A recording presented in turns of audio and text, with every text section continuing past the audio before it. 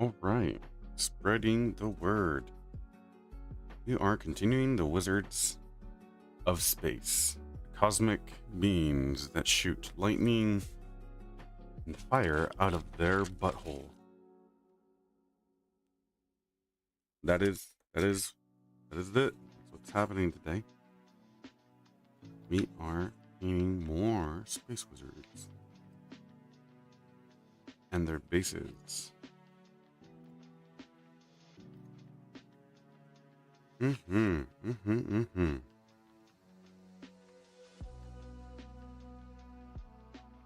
still got the Great Wizard that needs some work. Okay.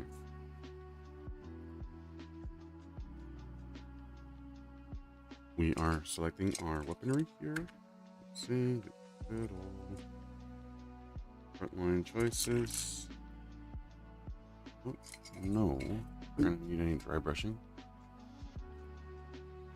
Okay, let's see.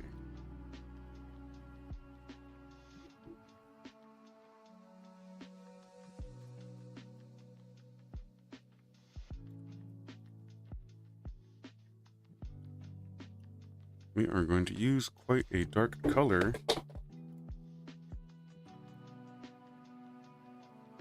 for the basing so that it covers all the mistakes have been made before.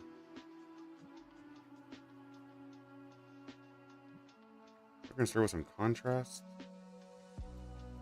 and apply that all over the base. And while that's drying, I can move to another color on the model. Oh, let's get doing that.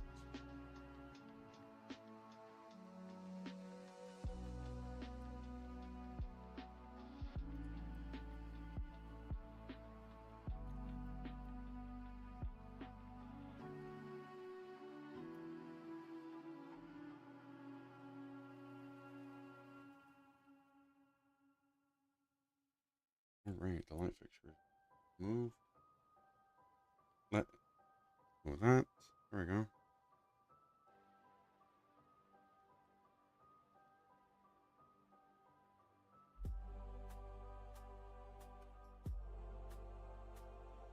We got these 3D printed bases.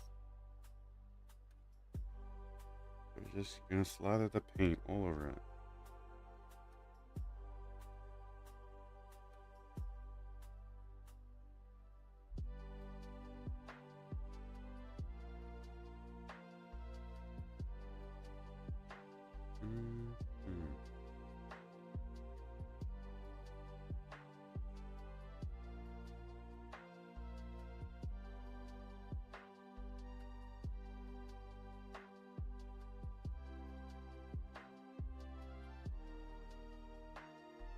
Reaching in between the legs, making sure we don't touch any of her progress.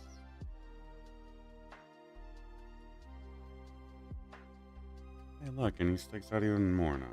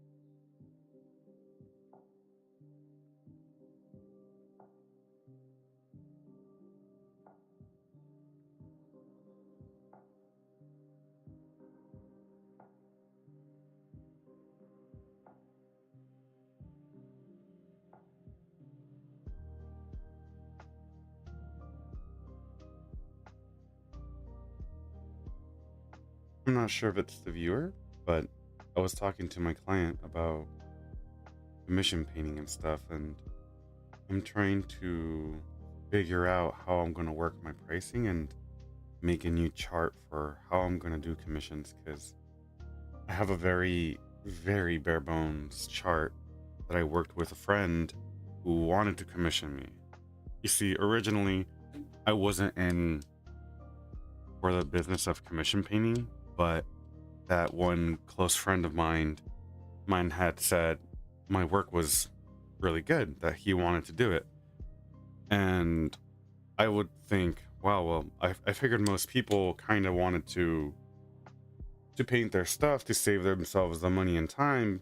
Well, not the time, but like the money specifically, because I said I like to paint with a lot of detail, and I would say naturally the hobby is really slow. Like when it comes to painting your stuff, it takes a lot of time. And I told him, well, I want it to be worth my time too, because I'd rather be painting my own stuff. I think a lot of us can resound that same sentiment. And I said, well, I'd like it to be worth my time, which is ironic because I was just telling my my friend here, I was just like, well, I don't know what to charge. And a lot of my other friends have told me that I'm putting way too much of an effort for what I'm really charging. So with all that kind of talk, it made me realize, yeah, I should probably redo my commission chart because it was bare bones to begin with. Flesh it out, in other words.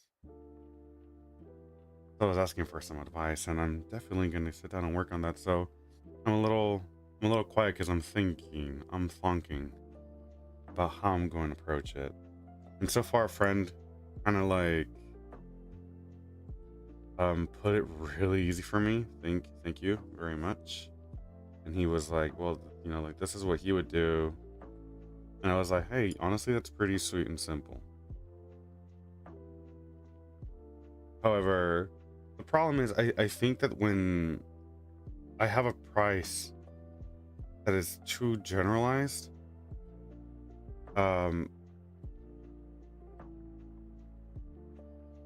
like for example, if I put base coats, what does that mean? Because base coats is quite literally every single color, and some people want every single color of their model painted.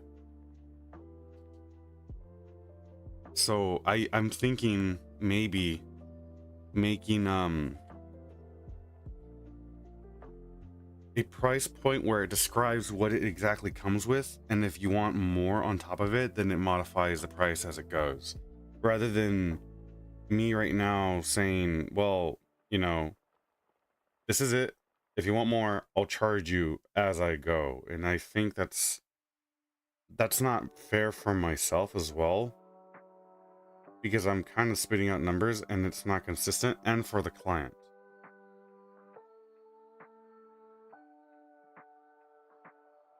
So I'm definitely going to work on that.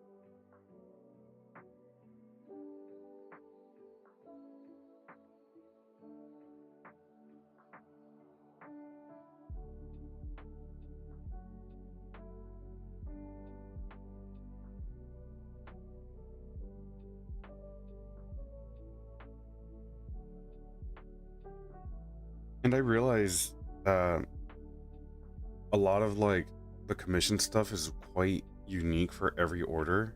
Nothing's ever really the same.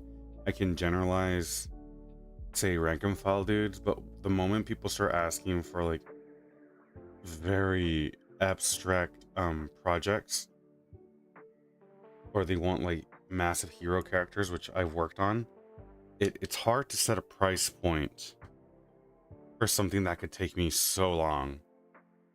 And then I feel like it's kind of valuing my work because I don't like giving a price and then changing it. I know some people do that. They're like, well, you know, I added this and that, which is unwanted work, and still charge for it. So for me, it's one of those things where so far, thankfully, it's only been friends, local friends, and I love them so much for how patient and caring they are. So they're willing to work with me and around a price that would also befit my experience in painting so far. But I'm concerned it's gonna come and bite me in the butt. So I'm consistently thinking about like the commission prices I can work with. Random people that are potentially not so nice as my current friends who are commissioning me.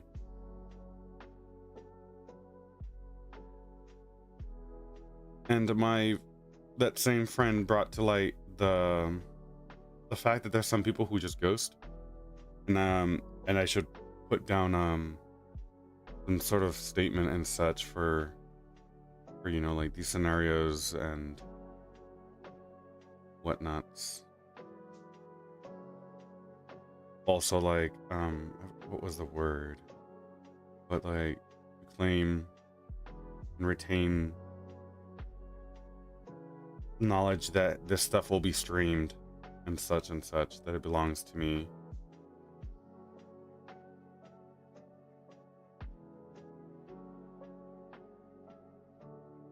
Oh, my light flickered. That's interesting.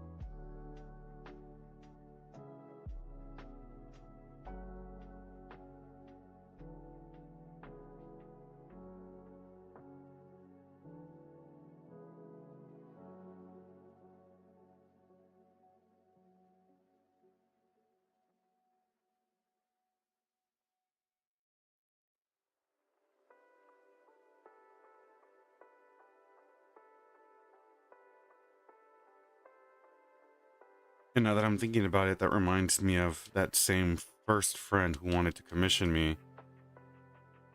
Um, that's going to probably change at least his decision on the stuff he's gonna want painted.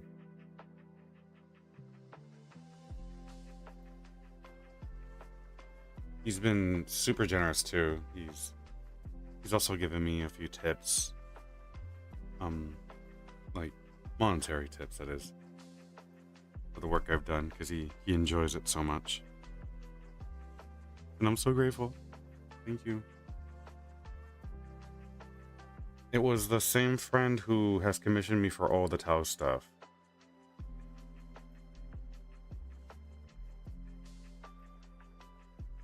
The nasty blue boys. You.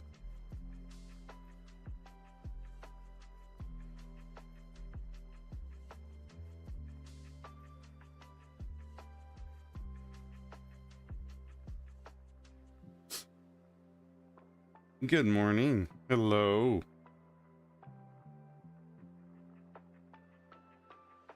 Indeed, a very good morning.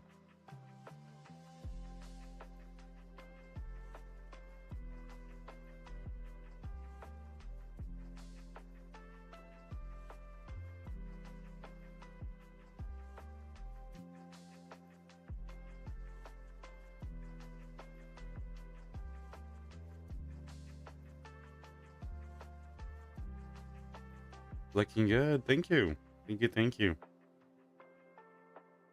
The grind keeps going.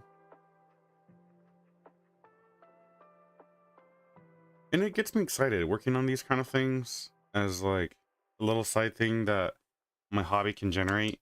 Feels really nice. It really does. Having to work with some people on the things that I enjoy most and getting a little money on the side. Real nice. I know there's lots of content creators out there that are just saying like, well, that's a lot of time that could be used for like creative content and such. And so far, I do feel that burn where I want to keep expanding for the channel because it's been such a pleasure being able to do so. But it leaves so little time considering I still do work part-time job right now.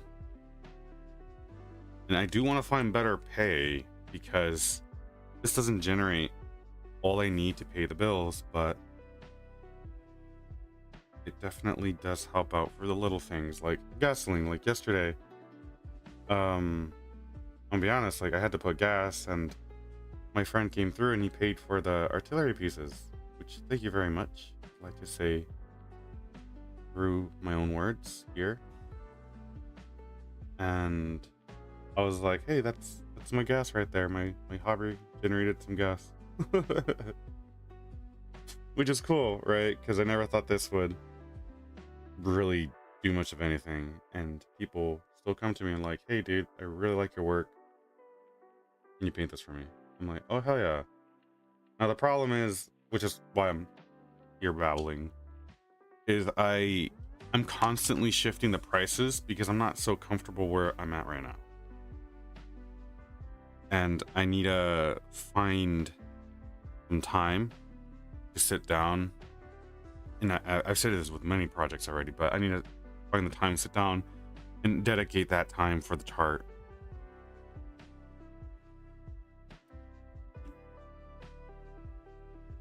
Because right now I'm just playing it by ear.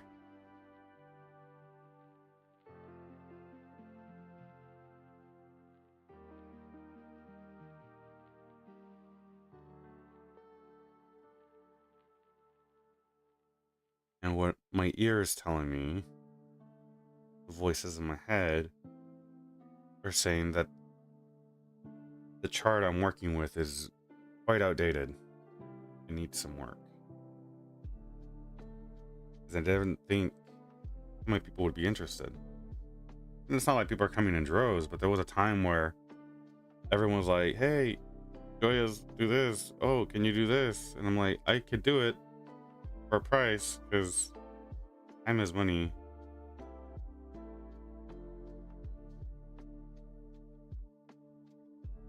And I have some friends who do it for their own friends, but they don't charge. And I'm just like, huh, all right, well, there's some people who don't like making business out of it, but considering I have a life to work on and grow, I can't just be giving out those freebies just like so. Yeah, your time is worth and skill is a multiplier. Yeah, that's what I was telling some other friends there that I was like, well, hopefully my experience is worth something too. But that's the hard part. How do you justify the art you do by the experience you have, and how good is that experience? Because I've heard multiple people tell me before, like, oh, you know, and not for the hobby, but like for games, for example, because I like playing video games too. They would tell me like, well, blind practice doesn't make good practice, as in like you can't just play consistently hours over hours. It'll hone some skill, but it's not going to be what like a good practice, as in like it has to be with intent so that you grow in it, if that makes sense. And that's been a part of my hobby journey with this. It's been small leaps that improve my work, and I think that's really hard to quantify in a price. Because then I see people, which is why I bring up my friend who doesn't charge for like his friends' armies, and I mean armies, because I help my friends too, like my friend Abe and his Mechanicus army. I don't charge a penny for helping him paint anything. In fact, I do it mostly because I want to see his army painted on the table, and I enjoy that aspect of the hobby. But what I'm saying about my friend is like they charge either pennies or nothing at all, which is hard to compete against.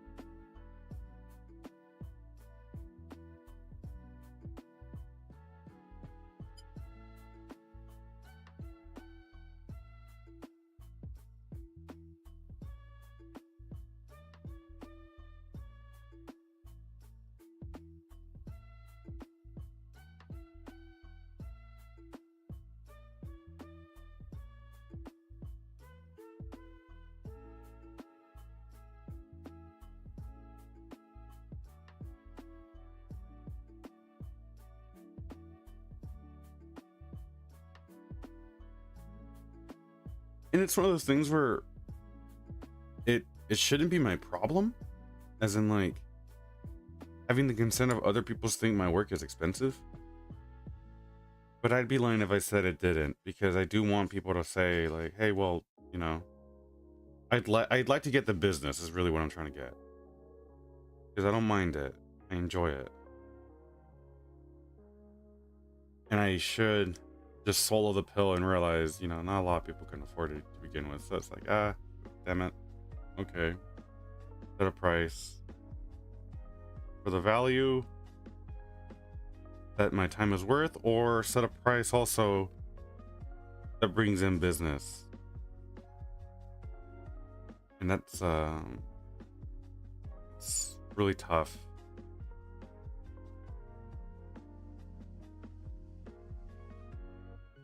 because as JD knows, I'm I'm very generous with what I do as well. The stuff that we've done for our local shop has been pretty big.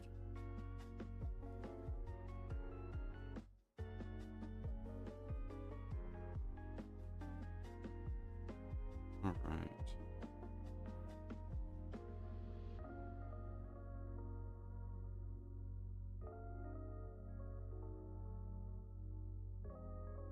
Time to open a new facing material.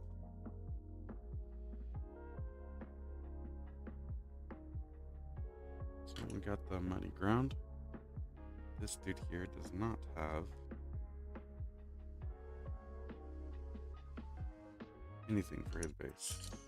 So go ahead, some basing for him.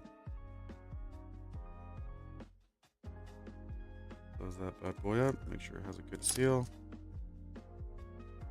because this thing is expensive. All right.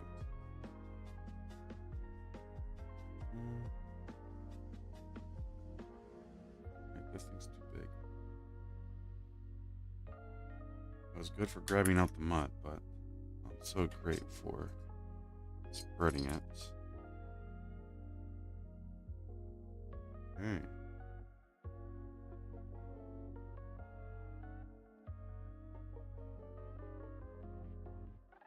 Oh my goodness, my dog comes in here for a few seconds and the hair is in the air. Oh my gosh. He is shedding like crazy. Oh Lord.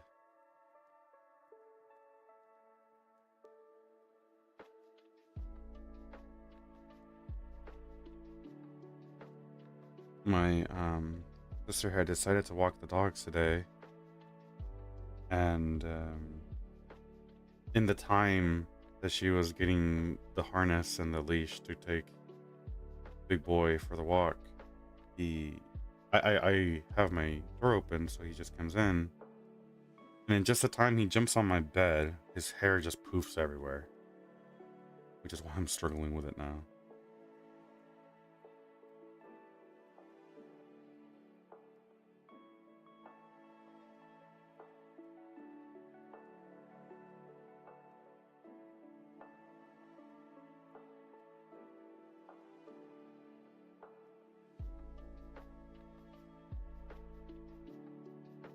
God.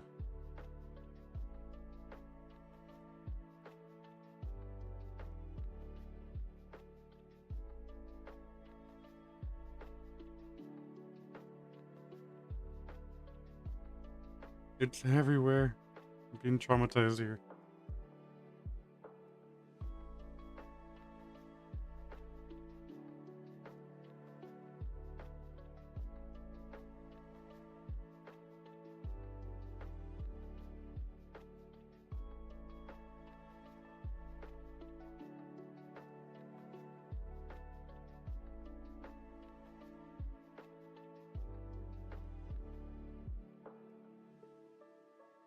Alright.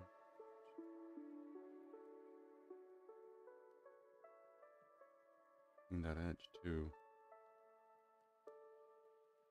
Base get all lumpy on us.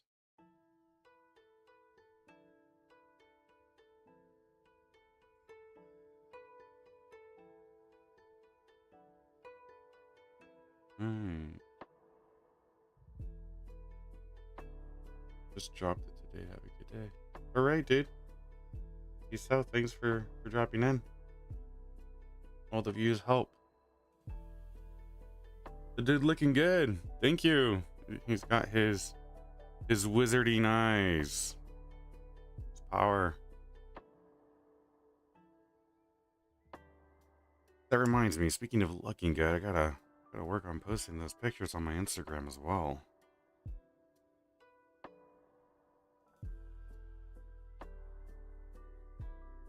Lan.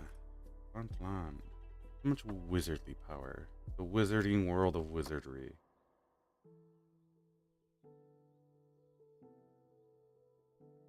Alright.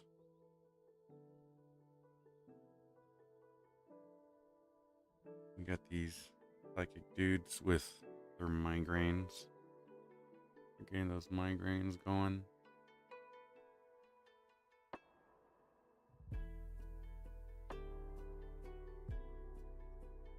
Alright, so clean off the edge of this thing. Oh, the hair, my god.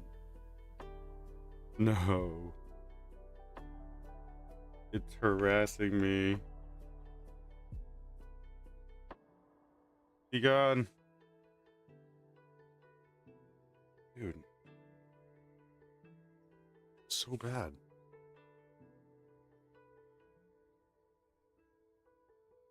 Okay.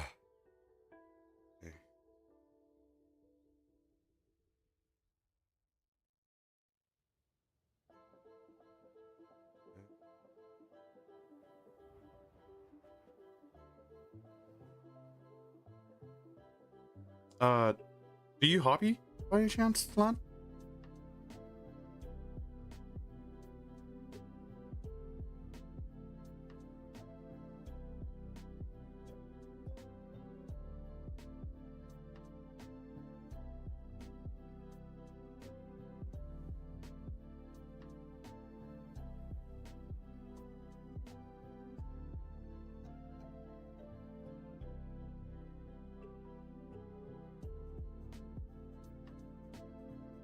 Do you partake in the Warhammers, hobbying, the painting, the building, collecting and playing, the whole shebang?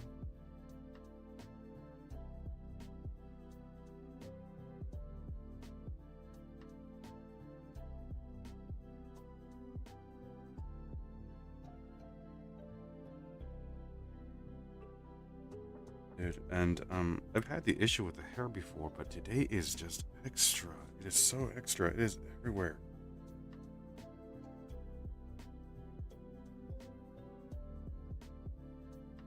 The winter here is passing through, so his coat is shedding even more so than normal, and it is terrible, terrible, terrible, terrible. Okay, so let's see.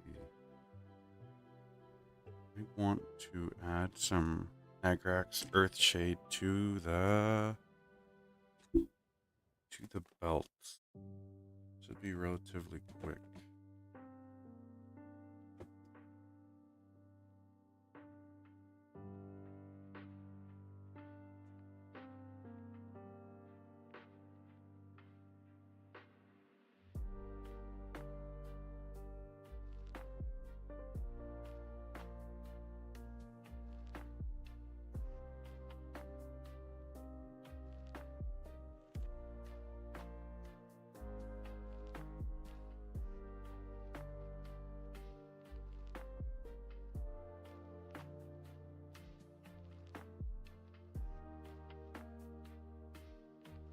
Can't really find it. Where'd you go? Oh, there we go. I have had I had a rack that I had on the wall once that had all the paints, and I organized them by color, by shades, washes, just whatever was so much easier to grab. Didn't have to have all the paints on the table. But because I started streaming, the rack and the computer setup just got so much bigger because I also upgraded the computer, the desktop. I went from laptop to desktop, and I would just have the laptop on a different counter with all my streaming stuff. But ever since I got more of the light fixtures, I got the arm for the microphone, an arm for the camera to stand over my head, so I obviously didn't have to hold it.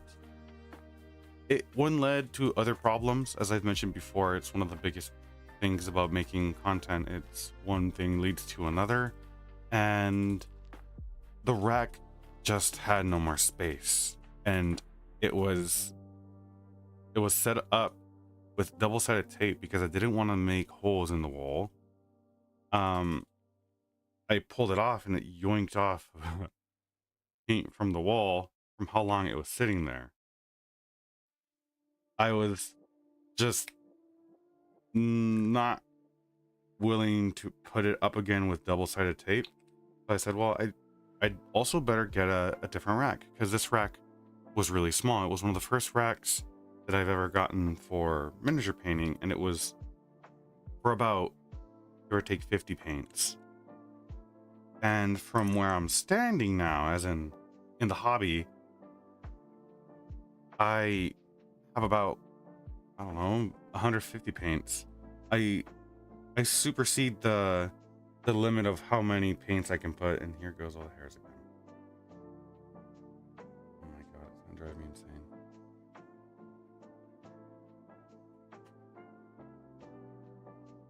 And I needed another rack is what I'm getting, and I got one. So it's on its way.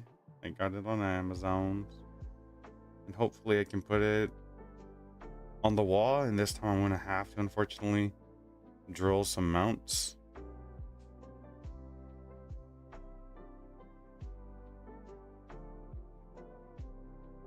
And have it next to me.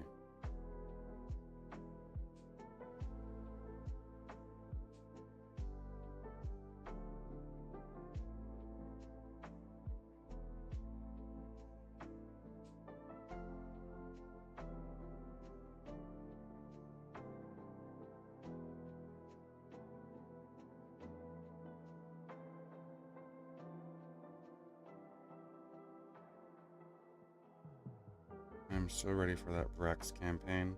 So excited. So thinking about the whole pricing and whole shebang, I'm like, maybe while I'm working on those guys, since, you know, it's a fresh thought in my mind, I probably should do a few of the Kriegsmen, the engineers, a step-by-step. Maybe do one with just the colors, the set colors. Have a picture, take a picture of that, and then make that the one level. They put on a spreadsheet that coincides with the description of, like, hey, this is what you get for what you pay, and move from there.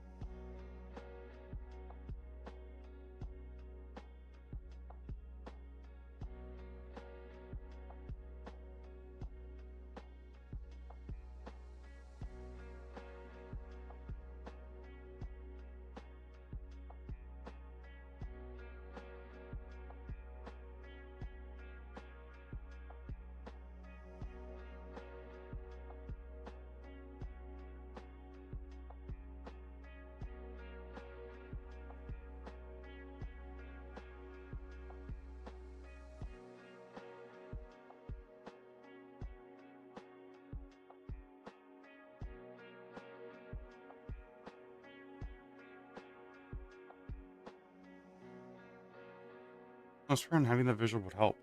Yeah, I think that's kind of what's also missing, is having a visual.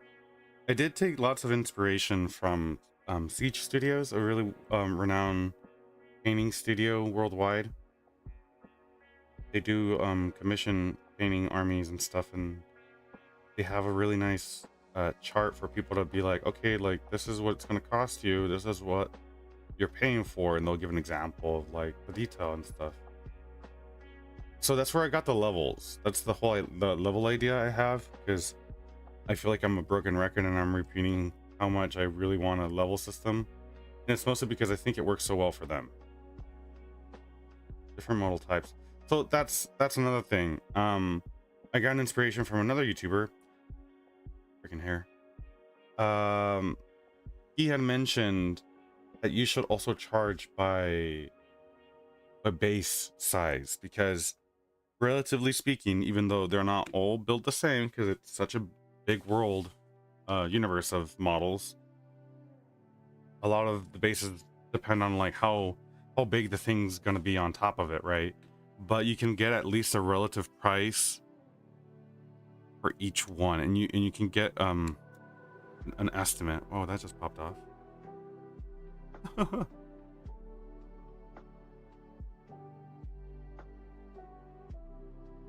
Huh. Surprisingly, that makes it easier. Yeah. There we go. What's scary is I don't like touching the model without the base. I want to rub off any of the stuff that we worked so hard for. All right, just a moment.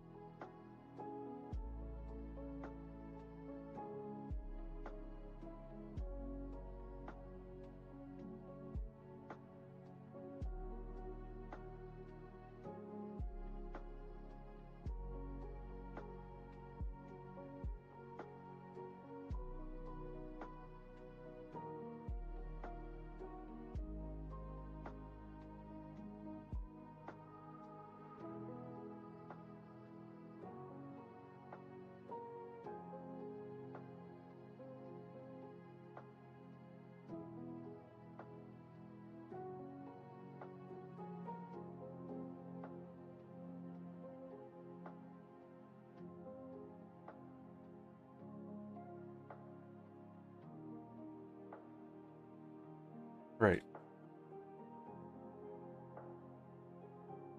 I switched up my shirt because those hairs are insane. They're everywhere.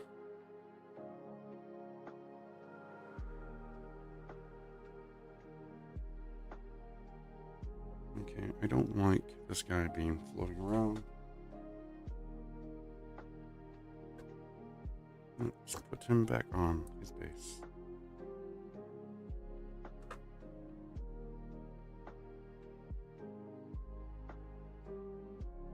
Quick fix.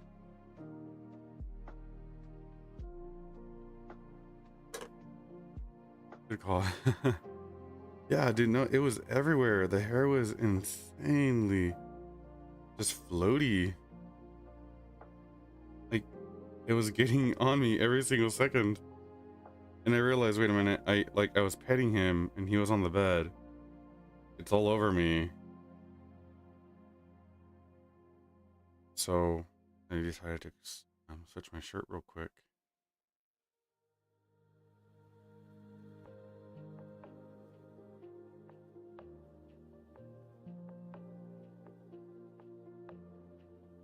Right? Well, he dries on his base. We'll work on the others.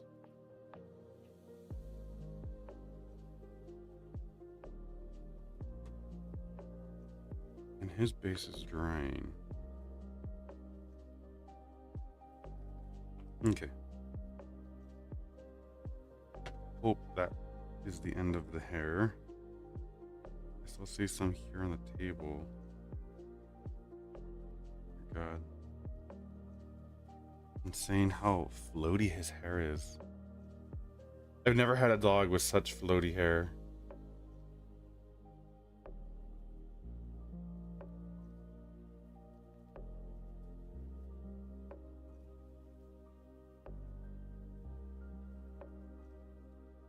It is a nightmare.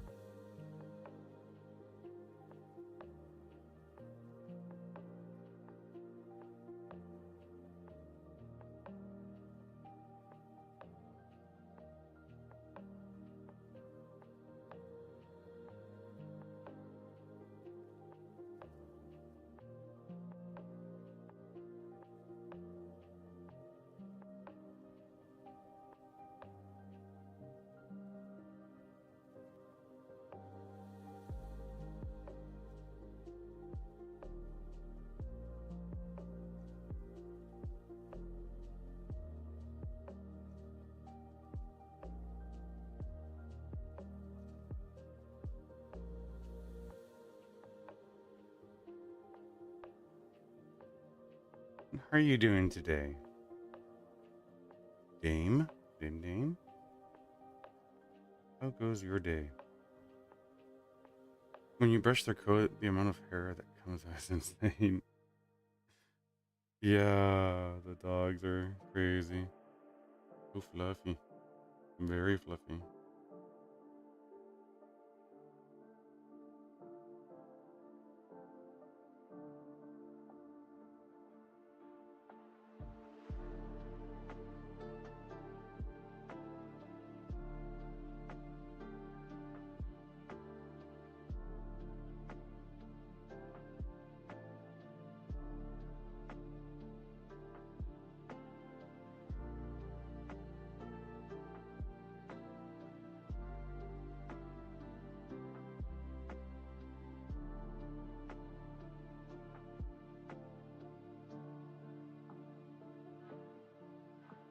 Alright, our lot of roommates are out, so it's so nice and peaceful. Just lazing about, chilling. Nice, nice, nice.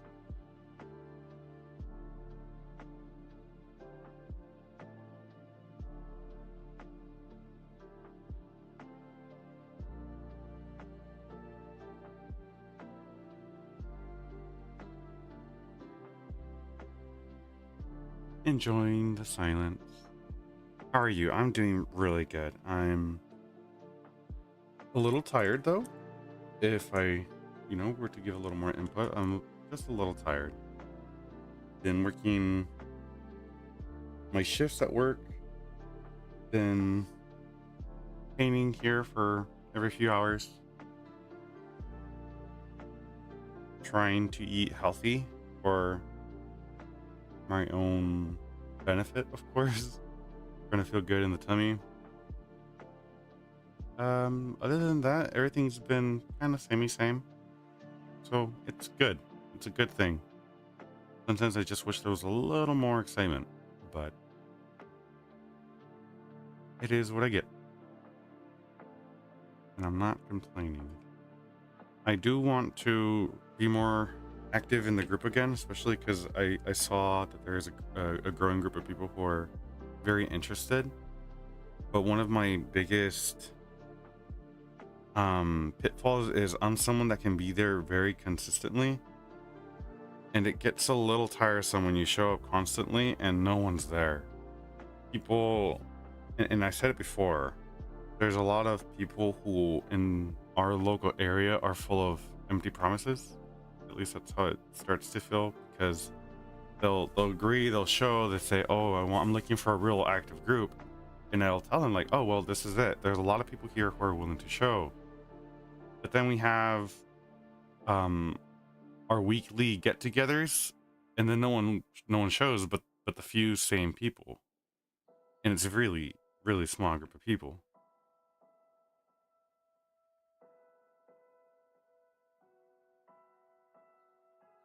So that does affect my mood, because I'm trying so hard, and when you have crickets just there, it's a little demoralizing, because you wonder if it's worth your time. So for example, streaming, albeit I'm always constantly painting, it's something I enjoy so much, that for me, adding the extra effort to stream is only going up. And it's the same with hobbying, but the thing is, you get a very immediate realization that hey, like, no one's here and no one's gonna notice your effort regardless, because no one's here, if that makes sense. At least in this, it's like there's the algorithm that helps. For example, like if you're being consistent, YouTube notices it, and if they notice it, they'll put your content forward. Because I've gotten already a few amount of people, even though I'm here and there watching other people's streaming, just random people throughout the world. I'm starting to get their content on my feed, which is usually not the situation. I get lore videos, usually content for Warhammer, a lot of painting guides and stuff from the creators I really enjoy watching. And ever since I started streaming, I'm getting a lot of novice streamers like myself in the mix, which is really cool because I'm getting to meet a good amount of people. I myself partake in the lurk.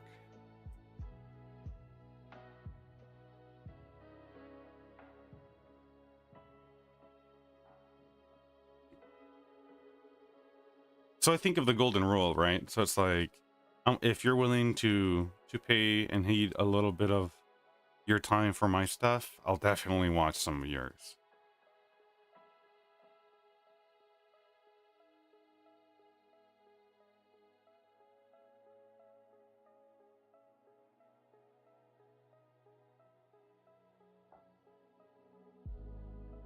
My peak content, believe it or not, is I want a podcast. I want to dive deep into talking about the universe that I love so much with someone. I just don't know how to structure it yet. Also want to do like some collaborative work, so it's not always just me.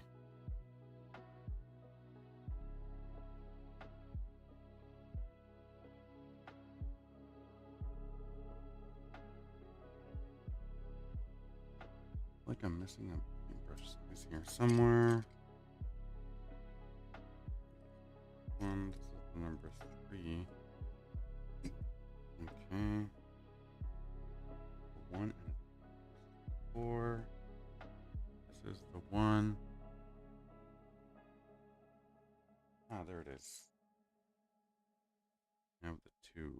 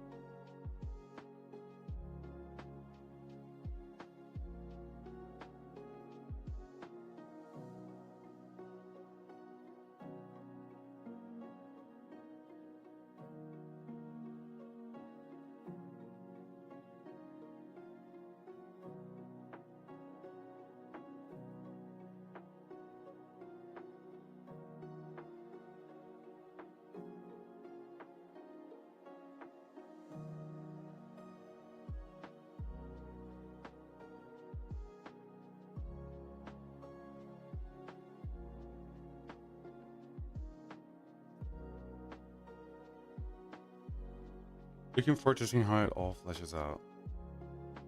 Yeah, and I'm so grateful for you joining me. It's been a real pleasure.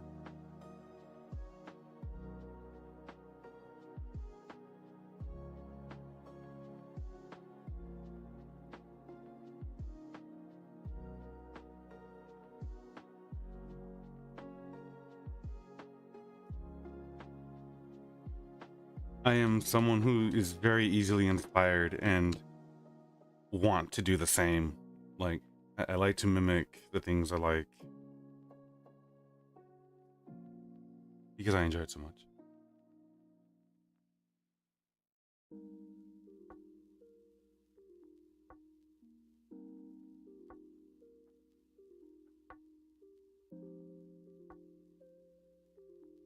This one's gonna be tricky.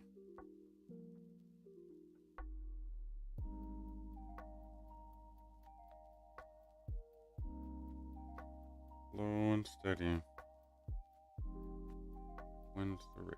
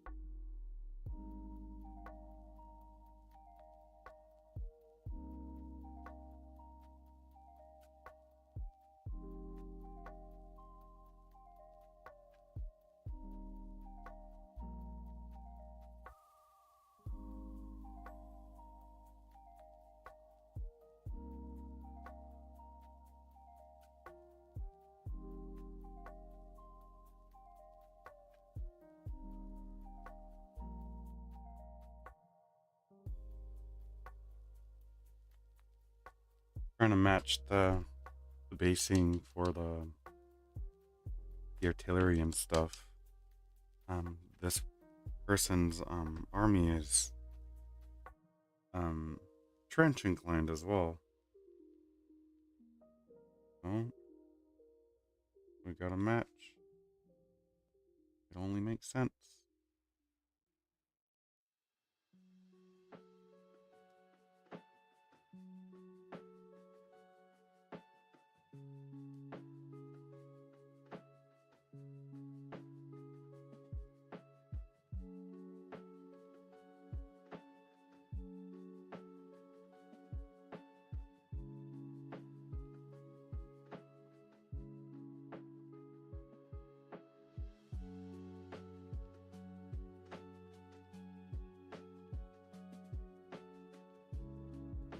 When you're doing this painting, you have friends in life that you like to be present for, right? And you do this commission stuff, and then you paint for yourself too, while being excited for the stuff that you buy and build and whatnot. The days blur really bad. There's times where like I'll watch a clip of like my video to just see the quality of it's all good, because sometimes an upload can go kind of bad. It'll like get staticky, the video will rip itself apart in this weird way, and I'll be like, I don't remember saying that, right? Because I'm so just in the moment, or I'm just really tired.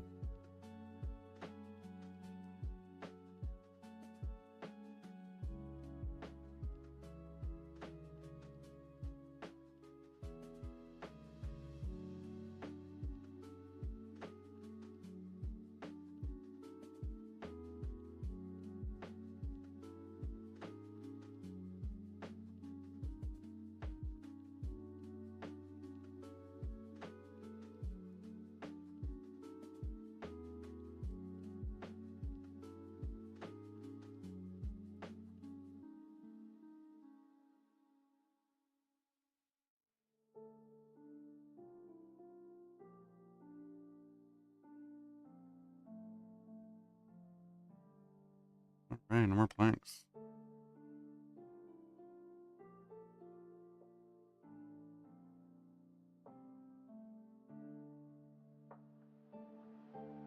Okay, the wizard needs his wizardly coat.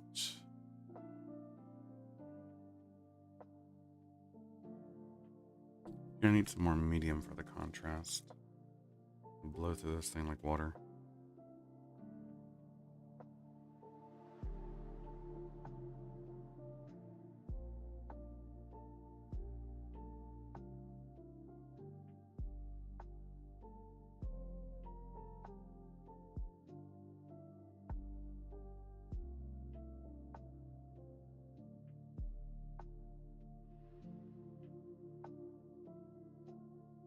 I want to go ahead and give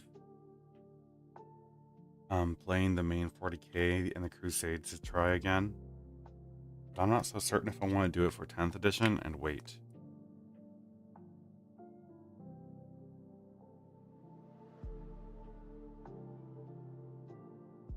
I'm definitely more on the narrative side of things when it comes to how I play my games. It's about the story that the table tells and not so much about winning. Winning is just a very small prize worth really much nothing. The real prize is the friends, as corny as it sounds.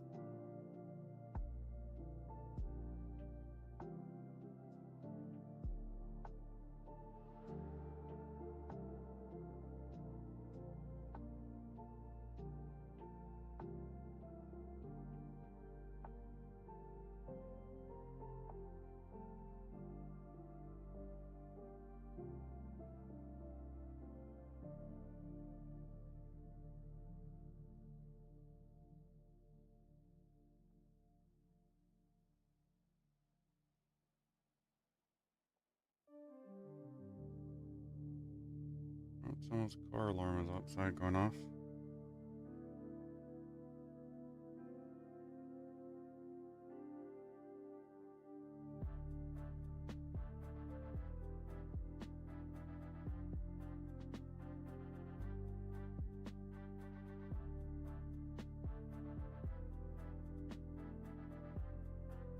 The real prize was the friends you made along the way. Trademarks.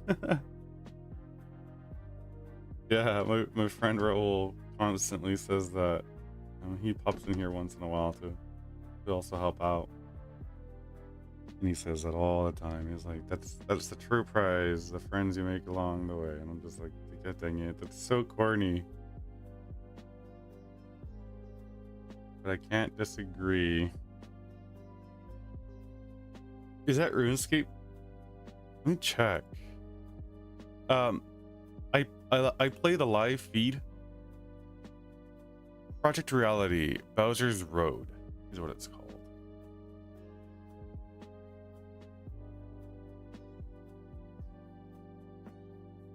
Ah, RuneScape takes me back.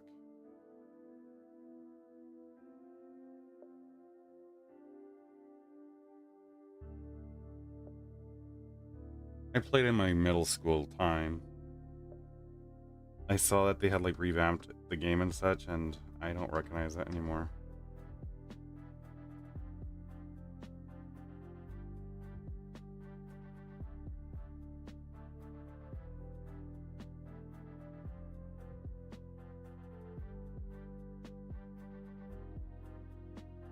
The original soundtrack.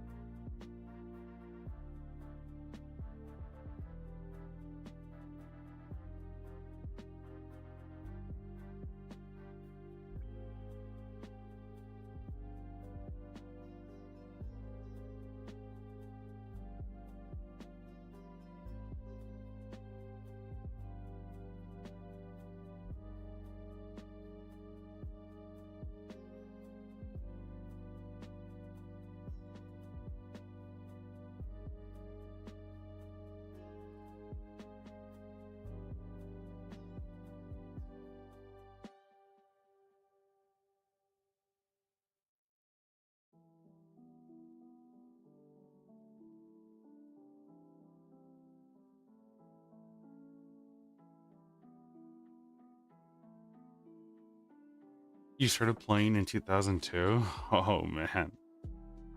You're not English. I know, me either. Makes two of us.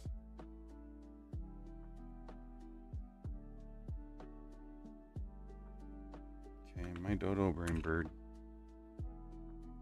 You see, even I can't English. My brain, which is that of a dodo brain, forgot to paint the white on the dude. 2020. Oh, so not that long ago. Holy smokes. No, I played it, I was like in my, what? probably like 3rd grade or so. I don't know when that would be, but long time ago.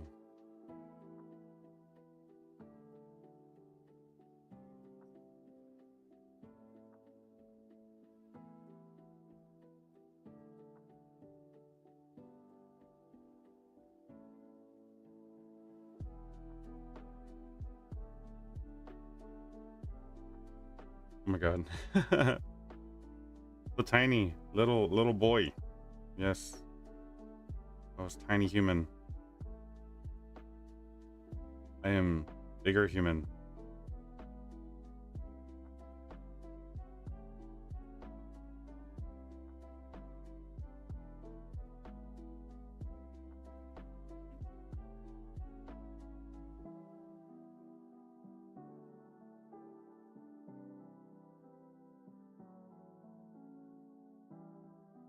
What should this robe color be? Uh-oh, gotta mix up the white again.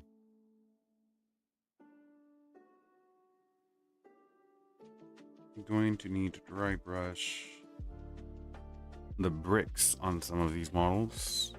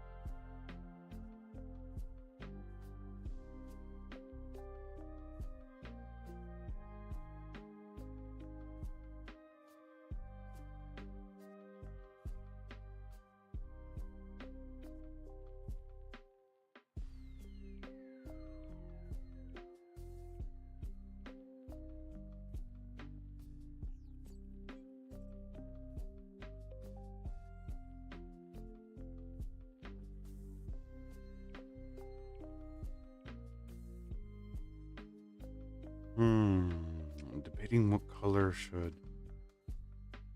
clothing be. Maybe a magenta would fit real nicely. A pinkish color. Make him pop. This guy has different drip. You know. I'm thinking a pink would look cool with that purple. Make him look aristocratic. Special. And he has some gems on top of his crown of magic foolery. Ain't that a different color, you know?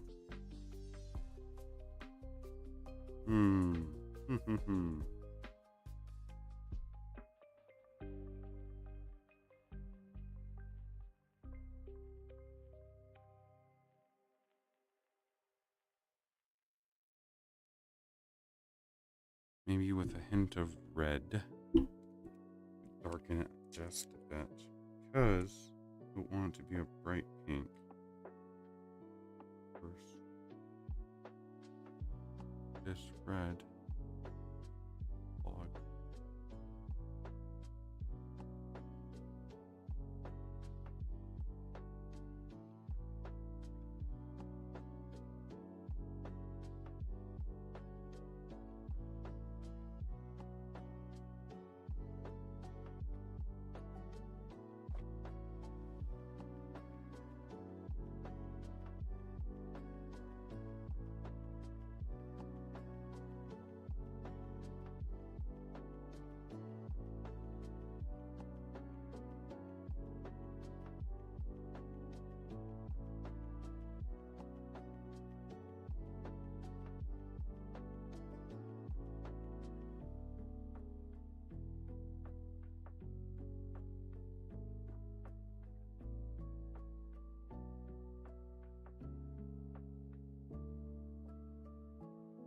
Okay.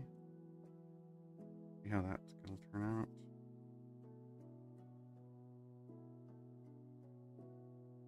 Yeah, that's too red.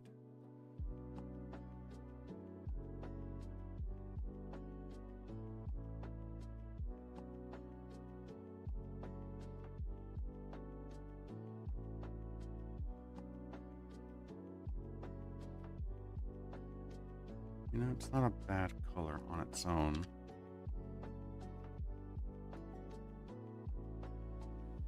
All right.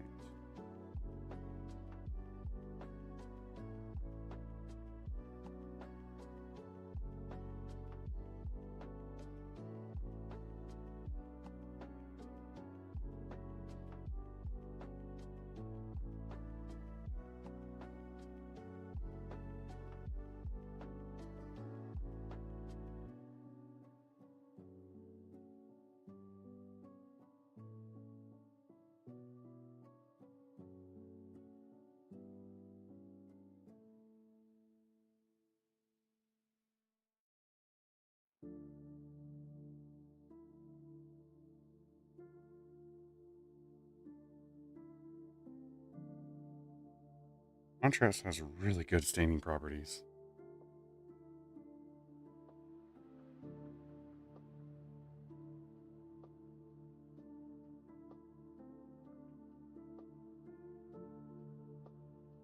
Really good for keeping it on there, but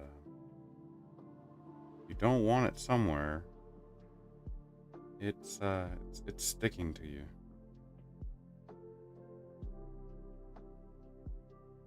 Surprisingly the same when I paint at the back of my hand. I gotta get a sponge to scrub it off. It doesn't just come off like regular acrylic paint. I have to remove my skin.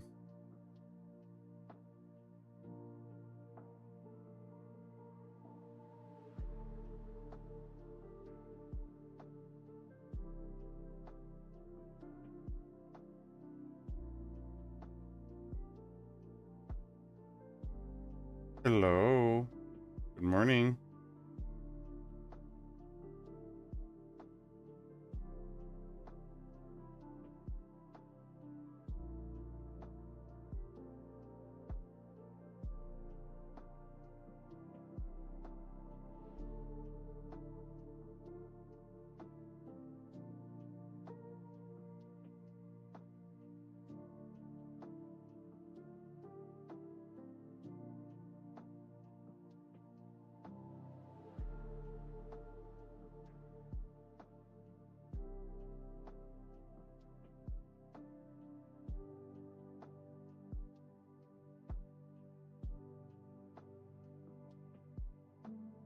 Working on something right now? Project of your own?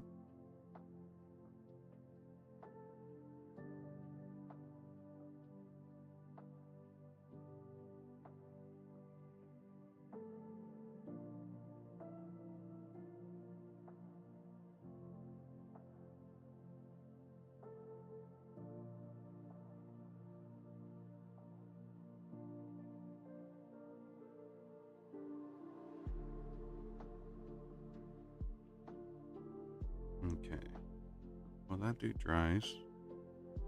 And work on the gray for these. And the brown.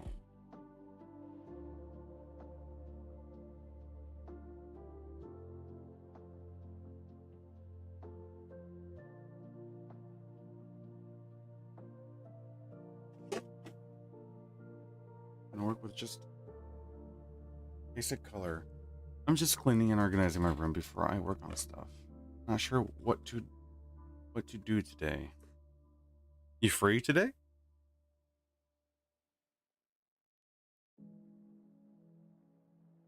No work, nothing in the foreseeable day?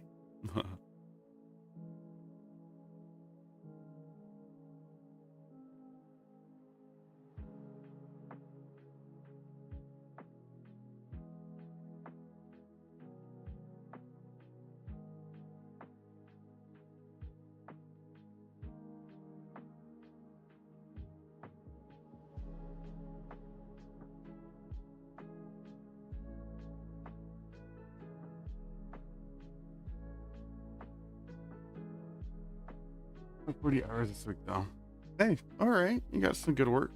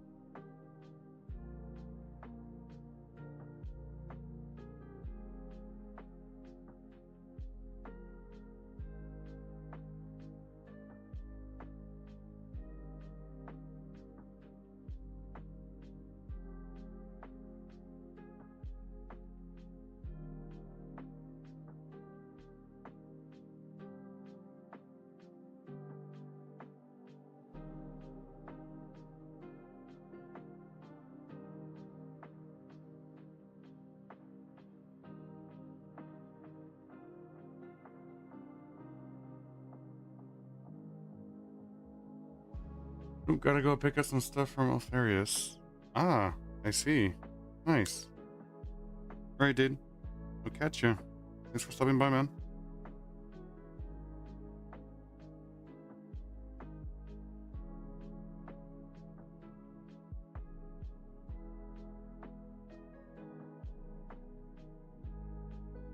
From Alfarius.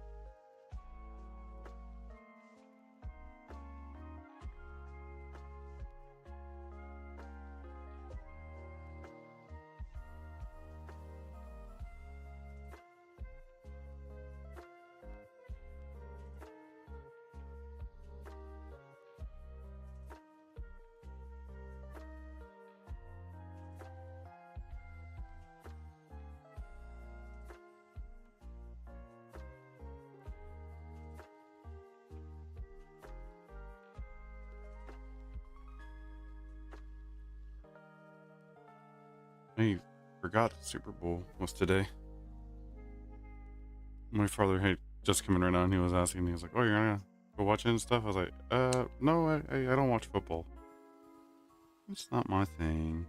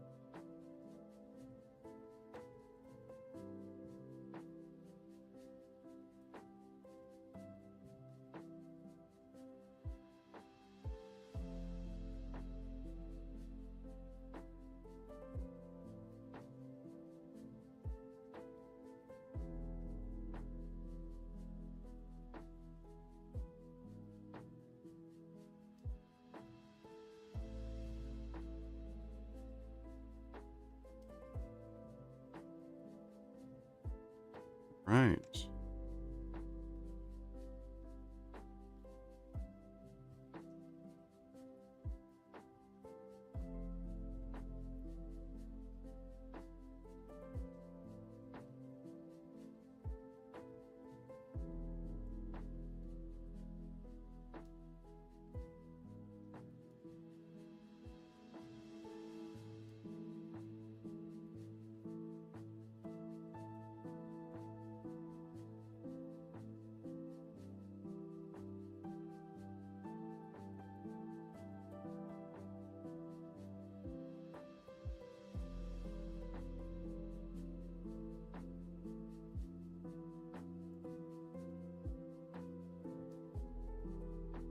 Okay.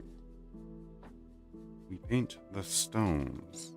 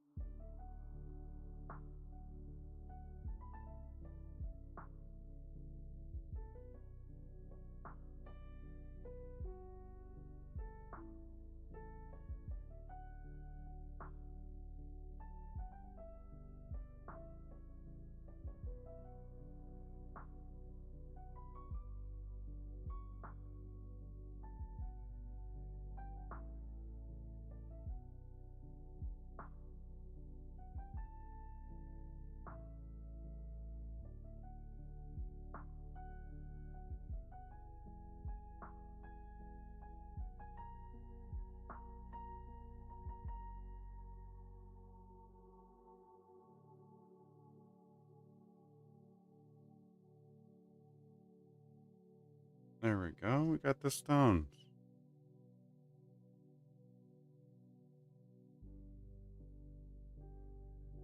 Okay. We got the shells, a skull. Who else has stones? This guy has some stones. We got some standard rocks as well on some of them. Got the shells.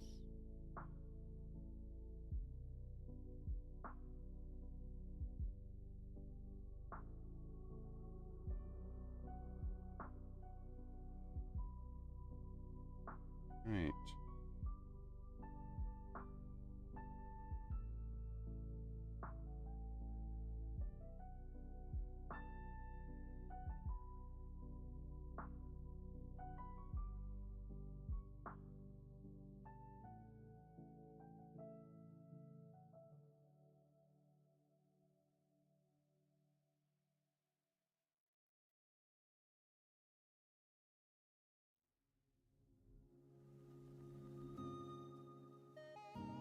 Undertale.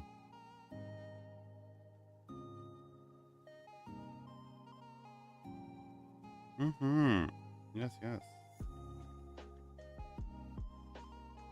To this day, since its release, the music is heard everywhere. Still a great music. Super popular.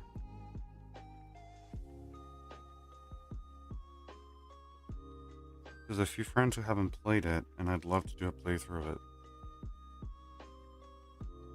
Again, I'm super hesitant to do any of these projects now with the idea that I would love to stream it. So I restrain myself from doing so.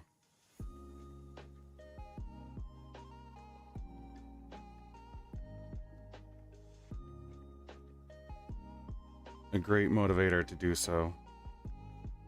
That is, start streaming some gameplay and making content out of it.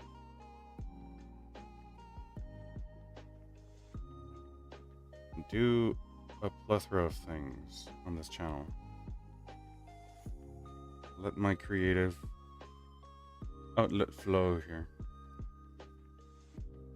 Right, I forgot one of the wood beams here. Oh no.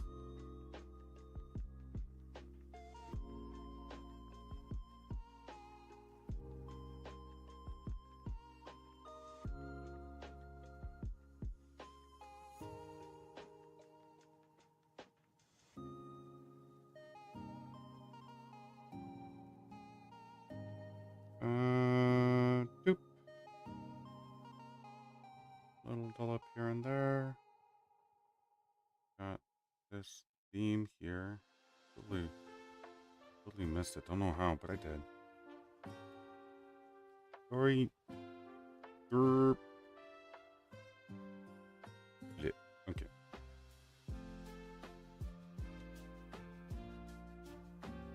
Man, I hate these coats. They look so cool. But painting them sucks. Maybe my dum-dum shouldn't have glued him on after he popped off the wall the first time.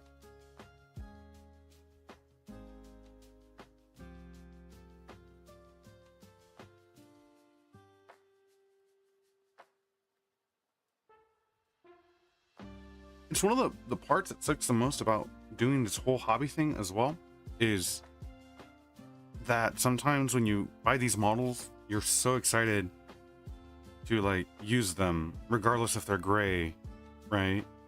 And you're like, well, they gotta stand, and the base of course helps with the model standing, and you glue on the dude, then to realize, like, holy crap, if I want to base him with like a lot of detailed stuff, or say a 3D printed base, you have to remove the dude from the base so you can access all the details. Yo, hello Cupcake. Hi, I had popped in and seen some of your stream. It was real lovely work. So it happened a lot with my Skaven, where I wanted to play with my friend because I was so excited to start playing fantasy with him, that I would glue all my Skaven to their bases. And back in the day, I still had my craze, and I had bought a resin printer. I bought a bunch of files for custom like jungle resin bases, and the idea was supposed to be kind of mimicking the one trailer from Total War Warhammer 2, the Skaven in the jungle versus the Lizardmen. It was such a cool watch that I had to kind of just replicate how my Skaven would look on the tabletop. Was thinking, you know, like jungle rats and stuff. And I had bought a lot of those bases. I primed it and did everything, of course, because I wanted to still play as I worked on my other projects. Because back in the day, I was working on painting some custom Heroscape stuff for this old game before I got super into the hobby. And come a few years later, I come back to the Skaven and realize, Jesus Christ, it's so hard to paint under the bases. So I decided, well, you know, just pop off the dude. And I tried using a blade, but the resin was so brittle, they would all break from their ankles. And it was so demoralizing having spent so much time on the model itself and the bases. Not to mention, when you're talking about a model who has a fixed footing on a base that is supposed to be relatively flat, but it looks natural, you can't really put them on solid objects like a printed flower that is already built onto the base. You have to work around the model fitting on the base rather than the basing working around the model. It is such a pain, and it was so much so that I decided not to use 3D printed bases anymore. On top of the benefit that resin is pretty heavy once you get a hefty amount of it inside a carry case, that I didn't want to deal with that either, especially after having had a hernia. That was just like, you know, the premium price for making your own bases and having official plastic really saves your back and your gut, quite literally.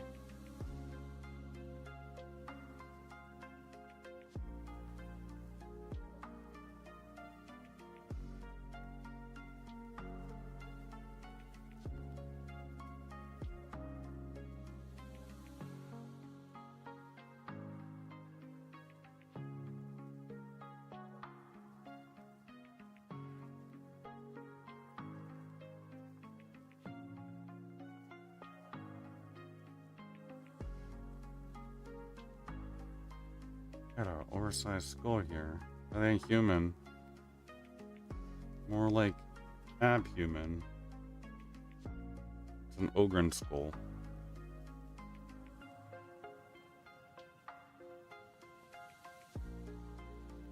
Making your own bases from cork, foam, green stuff, and epoxy is also not super hard and much easier to work with. I tried using some cork, and I'm not sure what happened with my experience, because I heard the same thing, that it was such a great experience for others, but I had so many issues with paint being reabsorbed into the cork. I'm not sure if it was the batch, and I do prime everything I use a rattle can that time, and it was still just absorbing all the color. I don't know, it didn't work for me. Definitely not opposed to giving things a second chance. Green stuff as well. I haven't really done any sculpting. Green stuff is totally new. And just like adding resin printing into my work, it's really a whole other hobby that you have to get into, and like getting tools and such for it to be more effective. I said I'll stick with my resin printing, so I print a lot of my bits. I like to use basing bits. Epic basing is one of my favorite. So I'll just print print bits. I'll work with paste and color it all in. Use some flock. Oh, using liquid grease stuff is great for stopping absorption. Just paint it over the cork foam before priming. That's pretty good.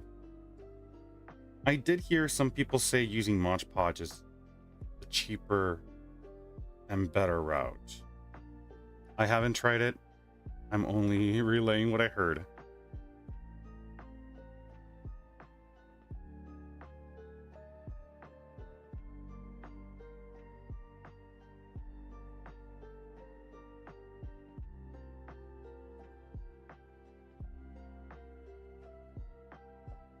Okay. So now we're gonna work on a green. What to use?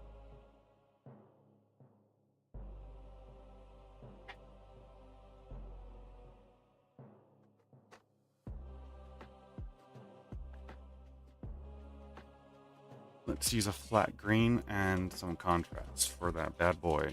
The plants. We're gonna dab the skeleton in some skeleton horde. Not because it says skeleton, but because the color looks great.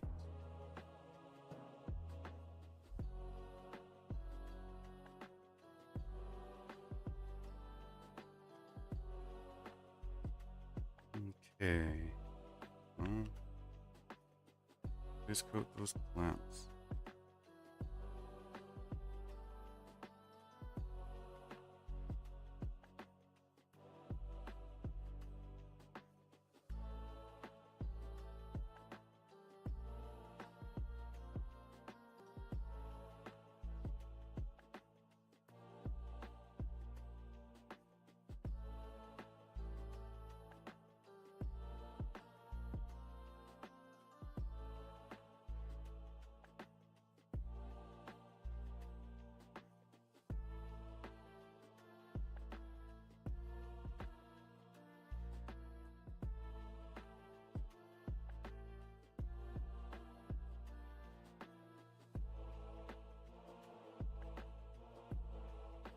Really want to get to my Skaven. I'll keep on reminding myself so that eventually I get there.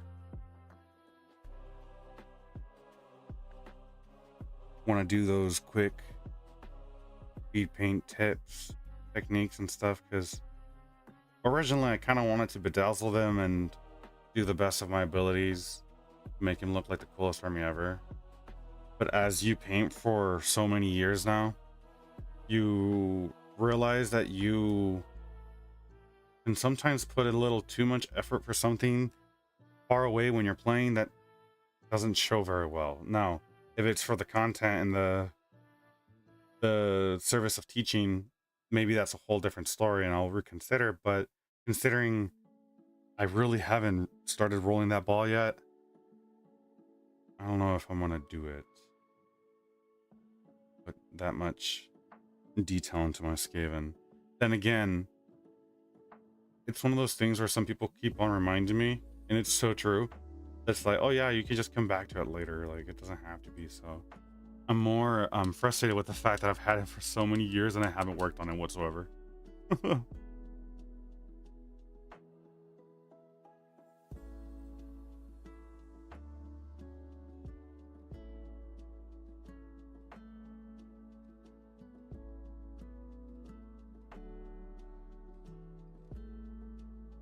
Little cheesy boys.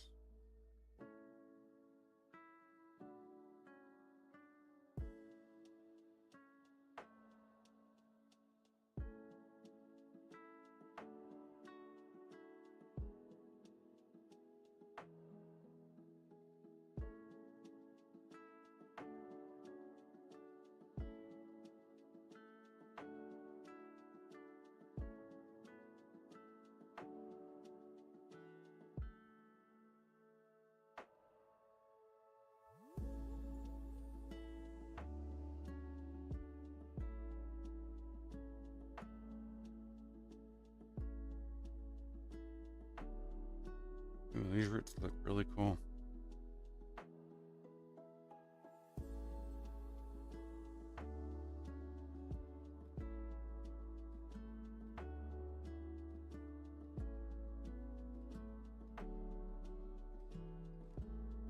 Okay, the skulls be ready, and so are the planks for a shade.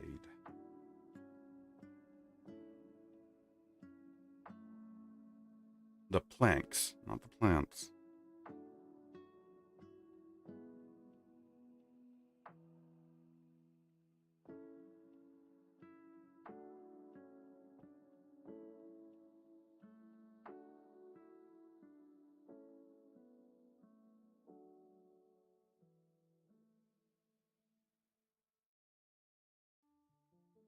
There was this new local store worker where we play, and he was interested in appealing to us a little more in the sense of beforehand we kind of were just recognized as the Warhammer dudes, but they didn't have any method of really selling us product because they find at least the old owners found it too expensive to carry Warhammer, and this place we're at is a really small town. It's not big. We're not a big city, and we find it difficult to believe if people would dunk that kind of money for Warhammer official stuff. But he wants to find other ways to monetize the group that does show and play, since they can't get a hold of the official models and such. A lot of us would like some paints, but here in the States, we're looking for something more local made, and we're thinking of Monument Hobbies as one of the primary choices out here, because they're based off in Arizona, and that really close to where I'm at. So I know it won't be the hardest things to acquire these paints. However, a lot of people are dead set on using the big named paints, and it's a good thing. It has its bonus, which is that of being able to name any one specific color, and you can expect the same results if you work as said instructional video says, or recommended, whatnot. So if I said like corn red, which a friend, for example, was looking for, we know exactly which corn red he's referring to because it's just so well known. The problem with using Monument Hobbies is it's going to have a different name, and it can have a slightly different hue. And when you're talking about getting the same exact color over and over for every other unit, it does make a difference. And some of these guys are aware of that and are really afraid to try it out, because the idea is this new guy that wants to monetize, the group that does show up. He wants to get something affordable, and one of the things is paints, is what a lot of people are resoundingly asking for. So you don't have any local paints. Everything has to be bought off Amazon.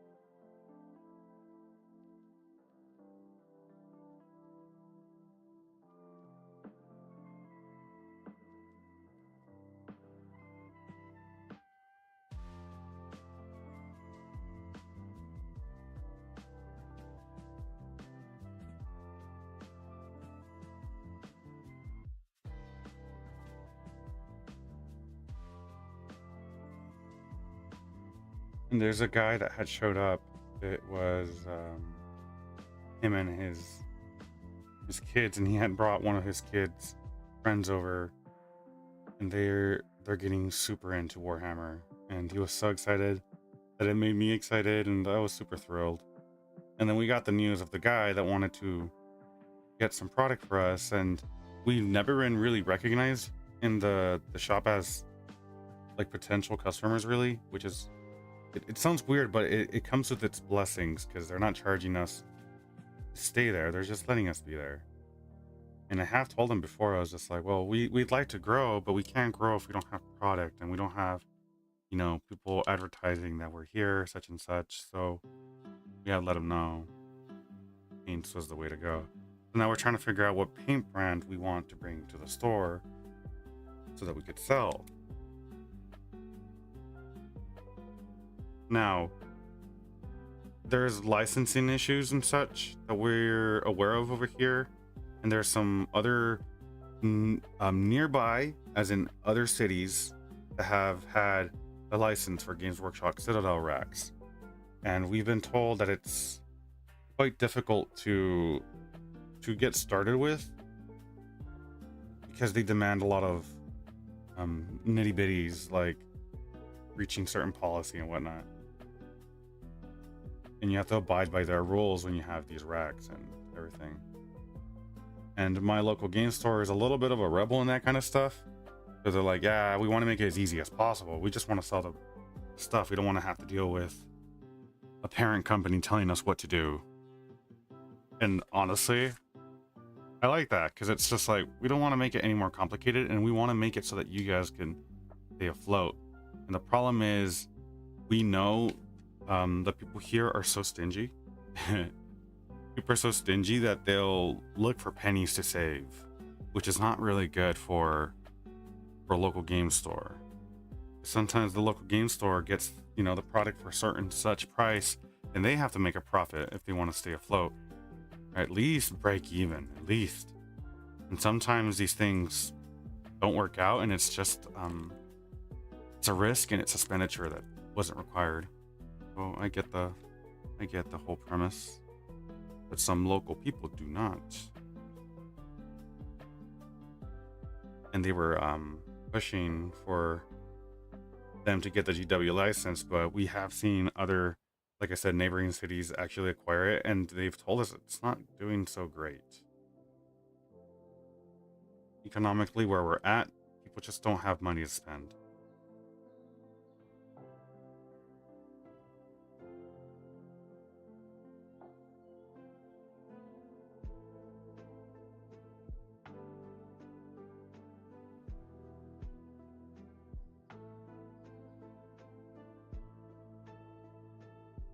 There's another bigger city nearby, a much more renowned city as well, and they have all of the paint racks for multiple brands and such, and they're doing really great. However, they are between 3 other major cities, and it all converges into that location, and they're popping it off with Warhammer and other games. However, that they are about, said, 3 hours away or so, and for me to drive way out there to support the local shop is really difficult. When I do pass by that city every often in a month or so and such, I'll go by and I'll support and grab myself a paint, even if it's just for that.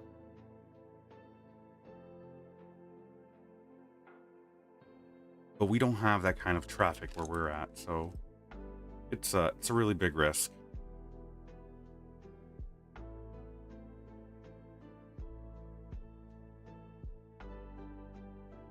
Okay.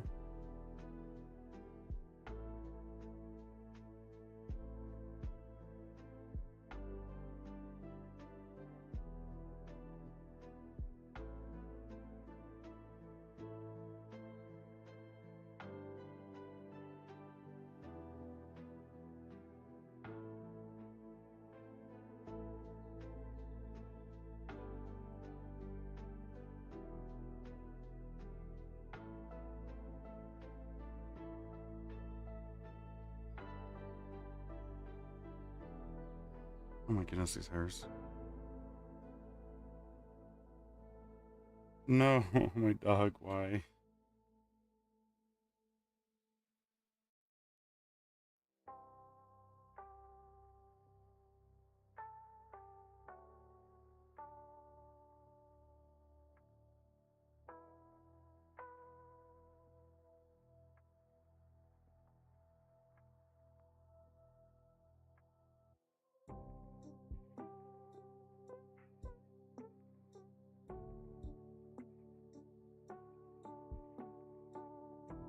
I used to think that our local Warhammer presence was so small. My friend and I genuinely believed we were the only humans on this dreaded little hole in the wall, right? Like that we were the only ones here. And during COVID, when I was forced to be cooped in for so long, decided that was enough, and I went out to explore a little bit around my local scene.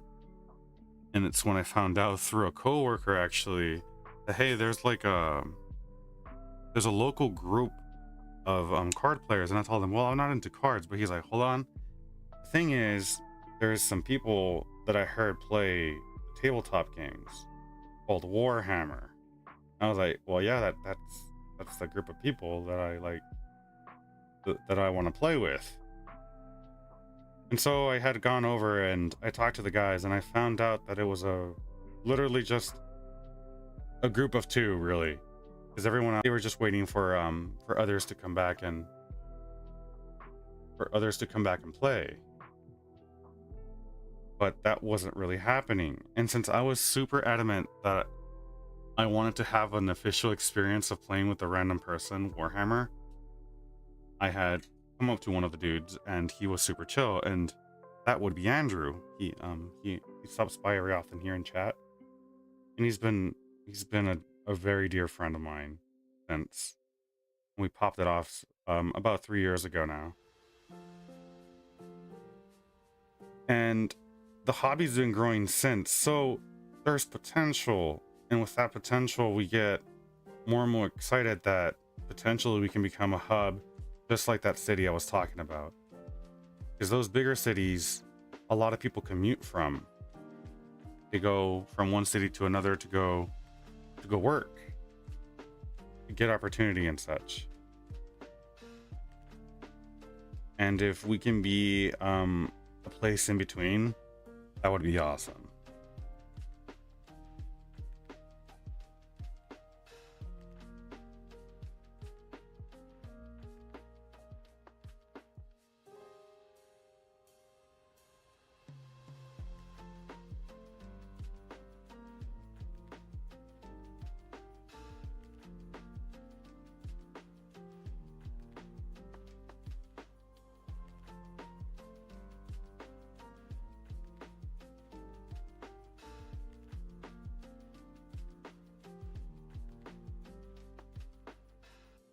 These are some thick shells.